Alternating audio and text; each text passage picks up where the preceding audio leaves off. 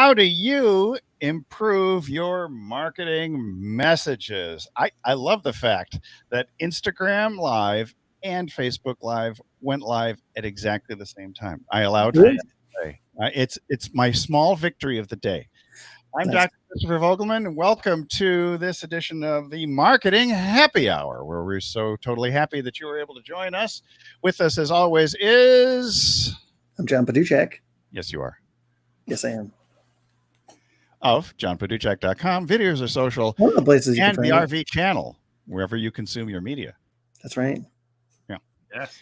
Down below, is our doctor who no longer has his stethoscope. Hello. Yes, I removed the headphones. Yes. This is Coach Kay.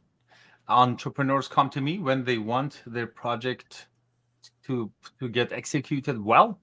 Of simplify.zone. You can find me that kind of execution. No. No. Well, that's my dream job, but you're not there. A dream job is total execution. Oh my God. So yeah, you can find me at Dr. Kayvon Kay, and hopefully in a few weeks, kayvonkay.com, but we're not there yet. So don't go there. Just simplify.zone.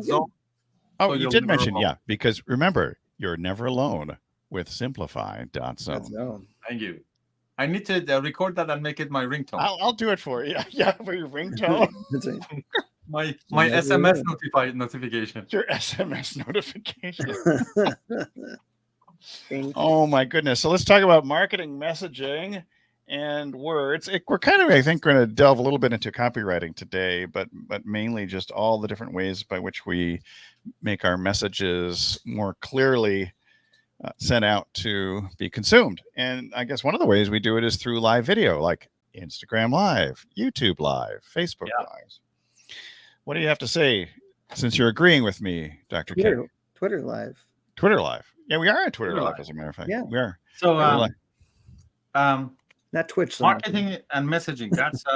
That's one of my favorite topics. So Thank God. Let's use ourselves as an example. What is the title of today's video? I can't remember. How to improve your The message. marketing messaging. So as you can see, the value statement is clear over there. It's about improving our messaging. So that's a good way to improve it, because many times I have seen titles or subtitles that they say something, but it's not, a value statement to me as a consumer. And I always like just because human tendencies there, the value statements that they talk about removing a problem, removing pain, rather than providing value and enhancement, like how to improve your messaging is one way of saying it. How make sure that your message is not lost. How to unsuck your messaging. Yeah, unsuck or ignore, or that's not ignored. And I like those better, because even when I say it right now, they evoke a bigger emotional experience in me. So main point is, make sure your value statement is stated right there at the beginning. And second, if you can put it in the framework of removing pain or a problem, even better. And thirdly, be sure you remember the title of your live stream. Well, it's called the deer in the headlight syndrome. As soon as somebody asks you a question, you go blank. I think it was more of a donkey in the headlights, I think. Oh, we're back to donkeys again? Back to donkeys. That was before we went live. We were talking about donkeys, and maybe at some point in the future, Dr. Kayvon Kay will tell us about donkeys. Yes, why not? If there's John anything Paduchak. it must be donkeys. Exactly. John Paduchak. That's me. What do you Yes. say about messaging? What's your message, by the way? What do you do for people? What's your value proposition? But don't proposition me on the air. I help people make smart decisions with their video marketing. Yeah. Better. So, John, can I ask you a question that I usually ask my Sure. clients? So, in the service that you provide, Mhm. they are going against something. They're battling something. So, who is the enemy that you're helping your clients win against? That's a good question. Or what is I think in most cases the enemy is themselves. okay. It really is. So the reason I the say enemy within. The reason, and it really is, and the reason I say that is because, and I think that might be true of a lot of people's businesses. I think their biggest enemy is perhaps themselves, especially in what we do, because the couple of things that I see is most people are afraid of the camera, so they don't want to get out in front of the camera and be on video. So that's something internal. The other thing is they're always afraid of what they're going to say, also internal, and then mostly internal. And then the third thing is they have a fear of the technology, also mostly internal, because the technology is there, but it's their fear and their issues around dealing with it. So for most of them, I think their biggest enemy is themselves. So you just help me understand what you do, and also, I'm sure you're doing this, but a bunch of points of connection, entry points, content pieces can come from it. Like you can have this whole marketing campaign around camera and confidence, another campaign all around camera and perfect messaging, what to say, what not to say, what to avoid, that kind of a thing. And I'm sure you're doing that, right? Absolutely. That's predominantly what I do. So I like, I'm thinking, people who are watching this, do that for yourself. Just like John, he said, this is the problem that I'm going to help them to, reduce the impact of it. This is the enemy. This is how I help them. And it usually shows up in these 3 or 4 areas. And there you go. You have a whole series of content to be created and marketing messages to be developed and improved. Yeah, so to take that a little bit further, then I think the other things to kind of keep in mind is to keep your message very conversational. You want it to be at a very low grade level. You don't want to, try to smoke people with words. Yes. But if you do have words about the things that you do that are kind of unique, that's cool. Just as long as they're not too complicated. Like fundamental. Yeah, like fundamental. It's not complicated. Hey, that's not complicated. It's pretty damn simple. But it's a great word. I mean, when we used to do work with Google Hangouts, we, it was kind of, I had this term that I coined up hangcasting, because we were video casting over Hangouts. Yeah, I mean, there's a lot of things that we can kind of create ourselves too, to give what we do our own unique flair. Or our kind of proprietary. Actually, well, here's one. One of my very good clients, Stephen Distante. He is writing a book and a whole course, and other things are going to be created after that. What I just finished reading his, I guess, the latest version of his manuscript. So he knows a lot about business and money and financing and investment. And as a person in that position, he gets a lot of pitches for investments sent to him.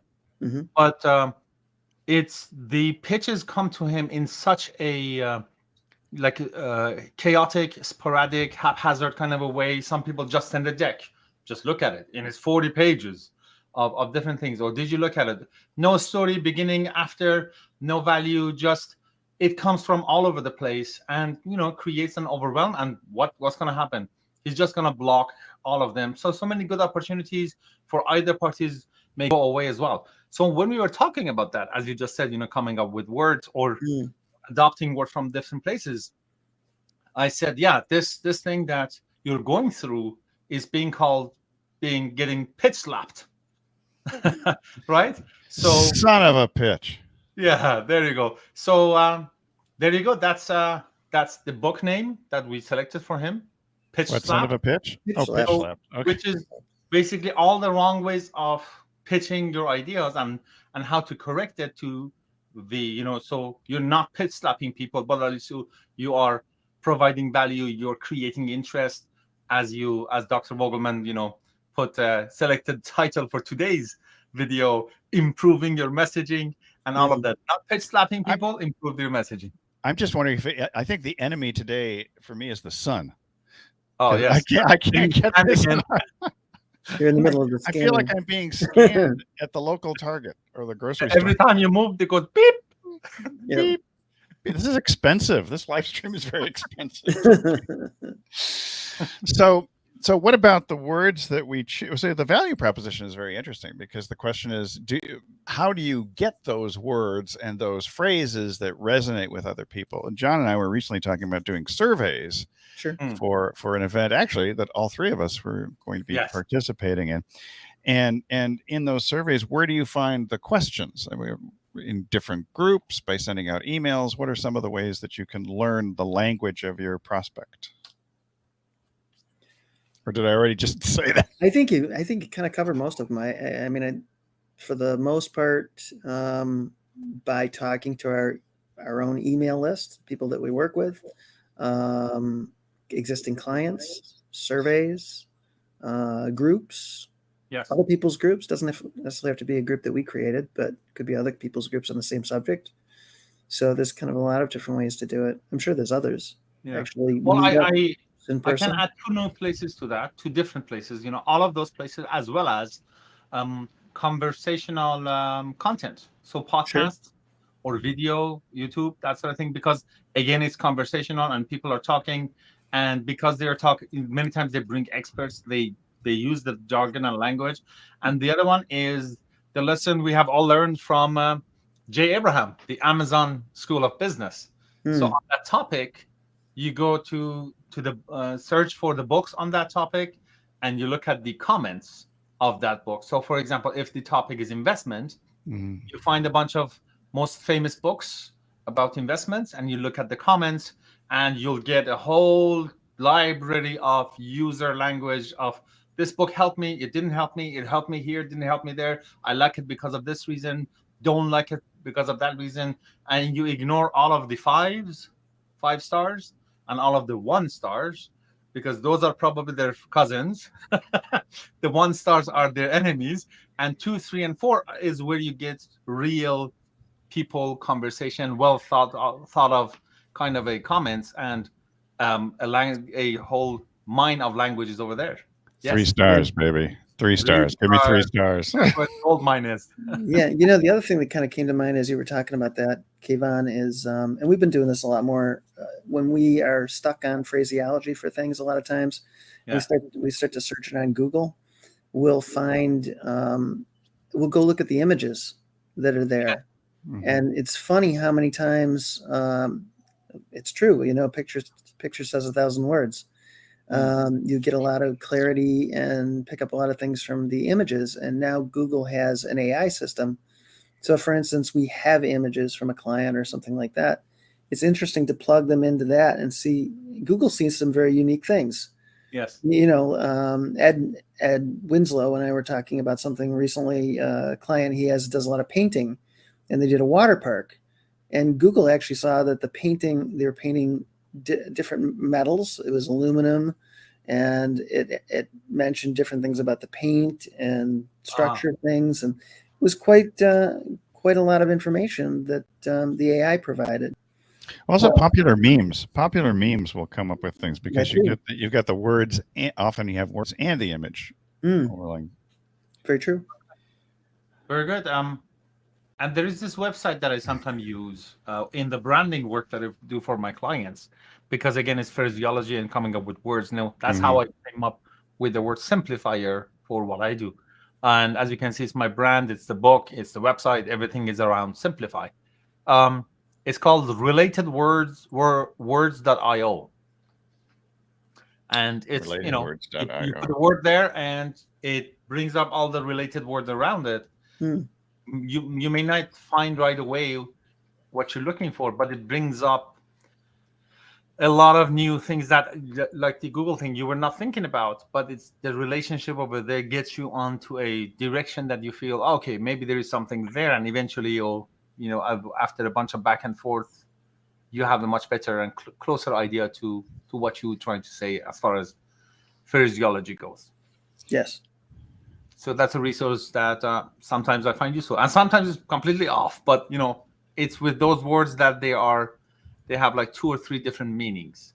Like for example, pitch. Pitch could be in sound and singing, or could be about baseball. Baseball has been very, very good to me. Could be that. Baseball. A pitch. Again, Yeah, baseball, pitch in the baseball. Yeah, I wasn't even thinking about that. And again, in sports, like, do we have stroke is in golf is one thing, in medical science is something else. And Yeah. swimming. How's your Yeah. stroke? And pitch comes There from you go. pine trees. Pitch from pine trees. Pitchfork. Fork. Frankenstein's monster. Monsters Inc. Anyway, So yeah, that's the way my brain works. it's going to wrong directions, but No. But it's words. This is one of my favorite books, actually. Words That Sell. Those of you on Instagram, actually, you can see the book. There it is. It's backwards for you. Who's the author? Richard Bayan, Bayan. Richard Bayan. There's also a book called Phrases That Sell. And I mean, it's a simple paperback book. But what I really love is how these marketing or copywriting phrases have all been collected in a specific area. Like you look up something, for example, easy. It's hard for me to show easy for some reason. I know what it is. That's why. Okay. There you go. So easy. I'm still not used to the left and right thing. So easy. There's like straightforward, step by step, amazingly simple. You'll discover how easy it is to blank the easy way. And that type of stuff is really user friendly, jargon free. So, so those are the kinds of phrases I think that are very useful, at least for brainstorming what your message is.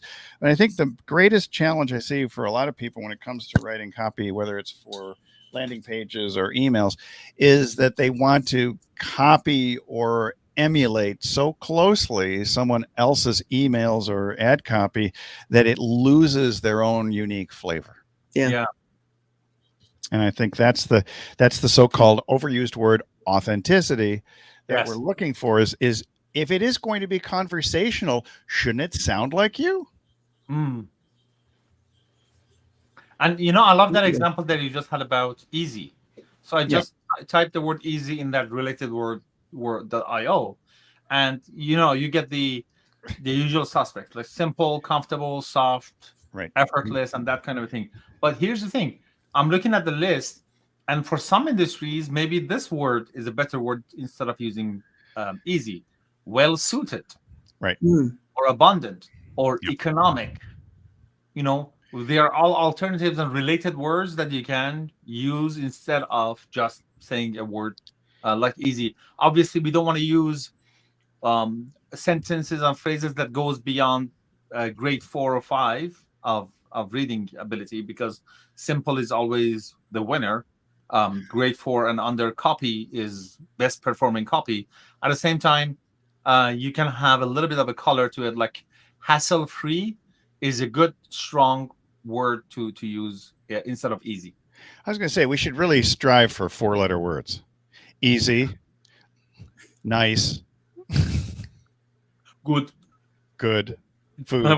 Good food that's easy and nice. Yeah, there you go.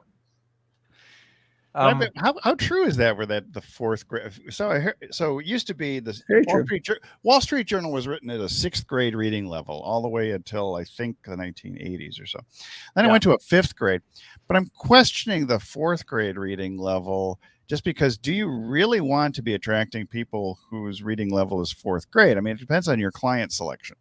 No, here's the thing. If they sit and read, they are at the higher level, but we're talking about getting their attention when they're distracted by so many things. So only a small level of amount of their intelligence is being applied to your letter. So with everything that's going on in a busy day, yes, it comes down to level 4. So by just skimming through it or quickly reading it, you want your message to be communicated, as opposed to something that requires them to spend more attention. This reminds me of a game that my sister gave us for Christmas, which was called, it was Poetry for Neanderthals. And every single word that you use, it's a single syllable. You can never use more than one syllable. I'm wondering if that's where we get to. We're talking about 4-letter words.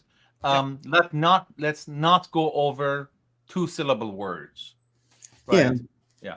Unless it's a word that's very popular, like beautiful. Beautiful is fine. Or monumental. Yeah. I mean, the big reason we say that, though, is I'm sure you've noticed as you're reading along in something is out of place. You kind of stumble on a particular word. It's so that people don't have that feeling of stumbling on a word, and then it stops them. and then they go, maybe I don't want to read this. Yeah. You just don't want them to. You don't want them to go through that iteration. So that's why we Yeah. tend to use simpler language, keep it really low grade level, 4th, 5th grade level. We don't have that. Simplifier. That's 4 syllables. Yeah. There is another 4-letter word for you, flow. For That was a better F word than this broadcast would actually promote. What did you say? I'm sorry, I didn't. I said I was going to say it was a 4-letter word that's more conducive to this broadcast than some others that I was thinking of. So yes, flow. Flow. Go with the flow. I think your copy needs to flow also, or unless you really want to create a pattern interrupt where you jar someone by understanding their particular pains. And I have done that to a certain extent in some copywriting, which is to agitate the pain so severely that I think I actually had people blown off the page and didn't want to read anymore. Yeah. So that's a danger too, that if you really know their pain and you keep agitating it too much without offering a little bit of hope or a solution, that can drive people away from you. And speaking of copywriting, obviously we're talking about grabbing the attention. Mm-hmm. The most important part in copywriting is the headline or the what do they call it? The lead. It's the lead in the newspaper. Eugene Schwartz in Breakthrough Advertising has a lot of great stuff about a headline, but he has another book. It's called Brilliance Breakthrough. Brilliance Breakthrough. Okay. Yeah, which is about how to write in a way that you cannot be ignored or something like that. Mm-hmm. And the book at the beginning starts with, forget about what you learned in school about, grammar and words and adverbs and adjectives. So there are only 2 type of words: picture words and connecting words. So you always want to use words or phrases that create a picture in somebody's mind. Like genius at work. Genius at work. There you go. You can see someone behind the desk or something. With these socks. Yes. So flow kind of gives you an image. Yeah. Right. But the stream maybe give you another one. Like one of the words that he was talking about is sail on sails. So sail gives you the picture of sailing, and also the item sail, and also sail that is a subliminal message that they are great prices. Well, you could also have a sale on sale signs. Yeah, there you go. Just to add to the confusion. That's meta level confusion. Sorry, too meta. So if you're going to confuse them in the subconscious. Confuse in the subconscious. Yes. I love subconscious stuff. It's called brainwashing, by the way. Yeah, well, I mean, you don't need Mr. Clean for that, but a truly washed brain though is relatively bland. Okay, are we talking about? Well, no, I'm just saying that it could be going back to dissection, but I'm just thinking if you completely eliminate the process of inductive reasoning, I guess everything's just completely deductive. And maybe that's what we're after. We're trying to penetrate the subconscious as quickly as possible, not necessarily with subliminal language, but just with short words and easy phrases that don't arouse opposition. Yeah. And, on a philosophical level, as an entrepreneur, I like to have fresh new eyes rather than fresh new brain. Obviously beginner's mind as in being open to something, but being able to see things in a new way, which is bringing beginner's mind, fresh new eyes to look at something and say, I never thought about it like that. Yeah, that's the awareness. You're trying to change the level of consciousness so somebody becomes aware, because for a lot of folks, they don't even have an awareness that they have a problem. They're just kind of blindly going along through life and perhaps blaming other people or asking disempowering questions like, why does this always happen to me? Yeah. And ignoring the fact that there might even be a problem or an underlying condition that could be corrected. That's where we always talk about the unconscious incompetence and the just letting people know. Of course, it's a numbers game. You need to spread your message out to a huge number of people before they can even become aware that certain percentage is going to become aware that there's a problem. Like before iPads, we didn't know we need iPads. Exactly. I didn't know I needed the internet back in 1976. There you go. So... Or Forget about internet. The best part of internet, Google Maps. Oh, I didn't know that was the best part. I'm lost with it. I can't go anywhere. I don't know how I'll get around before Google Maps. Oh my Google God. Maps. You're not mentioning Apple Maps now because they used to direct people into the middle of ponds and things like. Well, Actually, I they've gotten better too. I have an Android. I'm safe. You are an Android, or you have an I have Android? an Android. Oh, okay. I'm just checking. I'm Mr. Data. Mr. Data. Data. Yeah. Okay, we've got a few minutes left. We got 4 minutes left, so let's kind of wrap this up before we go into our clubhouse mode. We're barely touching the surface or scratching the surface of this topic about how to improve your marketing messages. This may even be a topic we can continue under different headlines, like better copywriting for better sales, or get a sail on your sailboat. I think we missed the most important thing, though.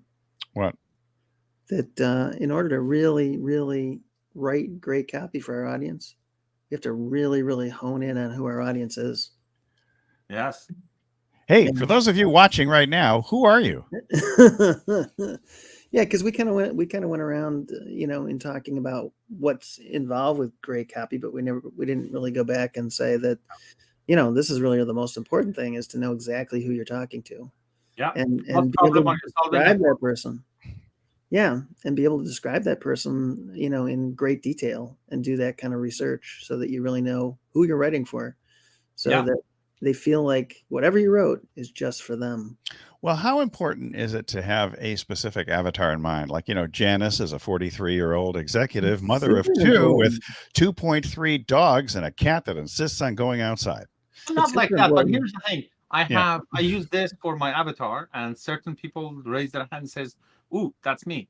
I say I worked with overwhelmed entrepreneurs. Actually, that's a great phrase. Overwhelmed entrepreneurs. Yes. So it took some time for me to be able to say that, but now I have an avatar. I'm working with overwhelmed entrepreneurs. So therefore, the next words that I'm going to use, am I going to use the word easy, or am I going to use the word effortless, or what am I going to say come after that? Because that's the who that I'm talking to. And the problem, as we said, is overwhelmed, right? So what problem? That's the enemy that we started with, like that. A step-by-step, effortless method to extract yourself from your overwhelm. Yeah. I always keep going back to reminding everyone that, marketing at the end of the day isn't about attracting everybody to your business. It's about attracting the right people to your business, and your perfect audience, your perfect customer, and it's a filter. So at the end of the day, that's why getting the audience right is so important. Mm-hmm. I do think that your perfect audience is one that will actually pay you. Of course. Yeah. Just because sometimes you can develop a big audience of people who love you, but they will not necessarily. Actually, I have a bone to pick about that, because we might be able to come up with a product that lots of people are paying for, but if they're not the right people, then many of them are going to ask for refund. Right. And we have to deal with all of that. So it would be good to reject some people's money because they're not the right client. Of course. Well, that is true too. I've turned away patients before. I actually used to not accept patients in my practice, or I've actually got good at firing patients who wouldn't fill out the forms, or they wouldn't do. They just were more and more trouble than they were worth. They had plenty of cash, but they did not necessarily want to play along with the game, with the rules of the game. It's all kind of a game. Sales is a bit of a game. Mm-hmm. Firing clients is a bit of a game. Yeah. You're fired. You're fired. I'll tell you what, though, in one particular case, a famous NFL star did not like me firing him from the office. So, yeah. It's hard to handle. He actually came back, though. He came back eventually because nobody had ever said no to him. I think that was the problem. No. Yeah. Anyway, so we're hoping, instead of saying no to us, you'll say yes to us in terms of coming back next week at 3 p.m. Pacific, 6 p.m. Eastern.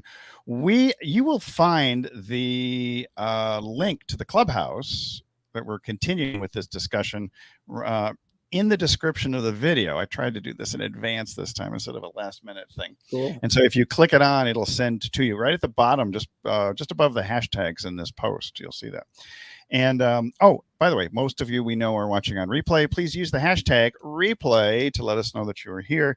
And if you have any further questions, comments, concerns, or criticisms of my use of 4-letter words, just drop them in below and we will answer those. So for those of you on Instagram, bye. We're leaving now. Oops, and here comes my lovely wife. So I'm going to come out of here. Are you sure you want to leave Instagram? Yes. And we're going to end this broadcast. Any final messages, gentlemen, while we go to the clubhouse? No, I think this was a great topic, and I'm sure there's a lot more that we can talk about in future. What is it? Streamcasts. What is it that we're doing? StreamYard. Because it's not that hard when you're using StreamYard, and you're never alone with Simplify.zone. Wow.